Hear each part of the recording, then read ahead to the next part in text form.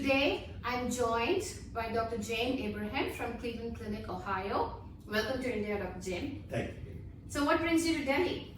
So I came here for a conference which is organized by The Week magazine, and they have a heavy focus on health. So I thought that was exciting to be part of that. Great. So Dr. Jame, can you tell us a little bit about your role at Cleveland Clinic? So I'm the department chair or the enterprise department chair for Hematology and Medical Oncology. Means my department, and I have people in Ohio, and then of course I'm responsible for patient safety and quality in Florida and Abu Dhabi. Oh, great. So in your role as a chairman of the department, what are some of the patient-centric goals, and where do you want to see this department 5 years from now? As you know, Cleveland Clinic's motto is patient-centric, patient-centric, patient first. And as you know really well, we really live those values. It's not just a motto, we really live those values. And that's why I really like to be at Cleveland Clinic. Every person, from the physician to everybody, who really live those values. And then the goal is to make sure our entire team live up to that expectation in Ohio, in Cleveland, in Ohio, and of course across our markets and in Florida and Abu Dhabi. Yes. Dr. Jame, I get this question asked quite a bit about how does, say, for example, Cleveland Clinic Abu Dhabi compare to main campus, and now more so even London. So what would your response be to that question? So the goal for Cleveland Clinic is to work as one Cleveland Clinic. We have 3 or 4 things we do. One, of course, we have tumor boards. So tumor boards, let's just say there's a complicated patient scenario in Abu Dhabi with complicated, whichever cancer diagnosis, that patient is discussed at the main campus. Okay. So regardless of the location, we are connected. Okay. So one is the tumor board, we are connected. Second, we have care paths. So we say, okay, this is the way a stage 2 colon cancer should be treated. And then of course we are connected to EMR, especially in North America. Okay. And then of course we have clinical trials, which we kind of share, Ohio mostly, and some in North America. Okay, so is it fairly reasonable to state that a patient, say with a stage 2 breast cancer, would be treated very similarly in Abu Dhabi or Ohio, for example? Absolutely. Okay, great. Let's dive into the Indian scenario. As you know, breast cancer is one of the leading causes of death among women in India, and of course the government is grappling with the screening. So in your opinion, what are some of the ways where we can screen women effectively when it comes to breast cancer? Right.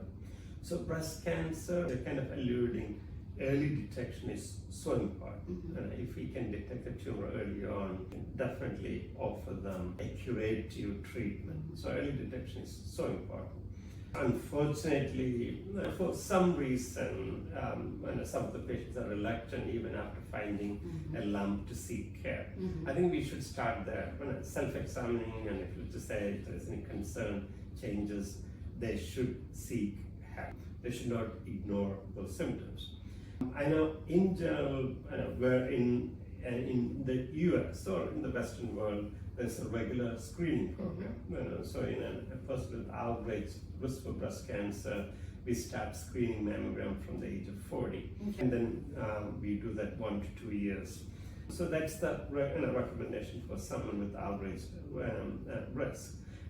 Then there's another group with a strong family history of breast cancer or multiple cancers, means breast cancer and ovarian cancer, or family history of prostate or pancreatic cancer. Then we recommend them to being evaluated at a high-risk clinic. About 5 to 10% of breast cancers are due to an abnormal gene. Again, that data is from the Western world. So if you have an abnormal gene, it could be a BRCA1 or BRCA2, but there are a few other genes, then we can take steps to prevent breast cancer or ovarian cancer happening in those individuals. So you bring up so many topics. that are surrounded by risk stratification. Yeah. I'm not very familiar with high-risk clinics in India, perhaps they are there, but is the care or the treatment plan of a patient with the low risk quite different from a high-risk patient, and if so, how? So high risk we can definitely again divide into what we call as hereditary breast cancer. Okay. Means they have a gene, and then there's a strong family history, there's an abnormal gene. Then those patients are managed. We do intense screening. Okay. Means we recommend doing breast MRIs, mammograms, and in a person with an abnormal gene, we actually start really early, like at the age of 25. Okay. Start doing the breast MRI. And then depending upon their life situation, we introduce other preventive things, such as, of course, lifestyle changes, exercise, optimize weight, and then even prophylactic surgical procedures in patients, those who completed their family.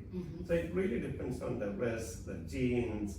If it's due to sporadic high risk, so there's no gene, but there's a high risk. Yeah. Then sometimes we talk about screening. Sometimes even we talk about preventive medicine. So different ways we approach. We hear so many words, right? Total mastectomy, partial mastectomy, and in Cleveland Clinic, we've also heard about nipple sparing surgery, which is done by specialists, the oncoplastic surgeons. Now, who, in your opinion, is eligible for nipple sparing mastectomy versus not? So you may know Cleveland Clinic really pioneered the nipple sparing techniques. Our surgeons have one of the largest experience in nipple sparing mastectomies. The sensation, the cosmetic outcome Sure. For the patients. So smaller tumors or tumors which are not exactly extending into the areola or the nipple area. Okay. So those are the patients in general, candidates for nipple sparing mastectomy. Great. Thank you for answering that. And Dr. Jame, I mean, we've heard so much about you in our internal meetings about the breast cancer vaccine. So if you can shed some light on where we are, with the trials and where is the hope. And my most important question is, when do you think this vaccine will be available for use for people in India, for example? Right. So the study, what we're doing is, at this point, it's for triple negative breast cancer, especially in high-risk individuals.